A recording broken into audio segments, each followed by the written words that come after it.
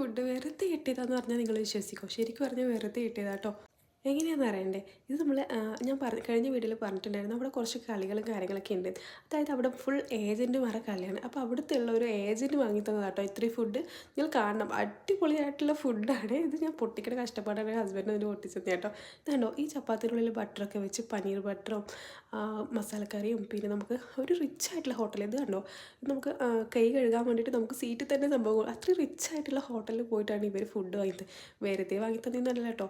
ഇതൊക്കെ കഴിഞ്ഞിട്ട് അവർ നമ്മളെ ഒരു ബിൽഡിങ്ങിൽ, അതായത് ഇത് കണ്ടോ, ഇത് ഫുൾ ഇതിൻ്റെ ഉള്ളിൽ മെറ്റീരിയൽസ് വിൽക്കണ ഒരു സ്ഥലമാണ്. അപ്പോൾ ഇവിടെ കൊണ്ടുപോകും.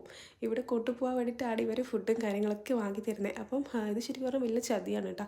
അതിൻ്റെ ഡീറ്റെയിൽസ് ഞാൻ അടുത്ത വീഡിയോയിൽ ഇടാം. ഇത് ശരിക്കും പറഞ്ഞാൽ ഭയങ്കര ചതിയാണ് ഈ ഒരു വീഡിയോ എന്ന് പറയാം. ഈ ഒരു വീഡിയോ അല്ല, ഈ ഒരു സംഭവം എന്ന് പറയുന്നത്. ഇവർ ഫുഡൊക്കെ വാങ്ങിച്ചാൽ നമ്മളിങ്ങനെ കൊണ്ടുപോകും, എന്നിട്ട് അവിടുത്തെ മെറ്റീരിയൽസിൻ്റെ റേറ്റൊക്കെ പറഞ്ഞു തരും.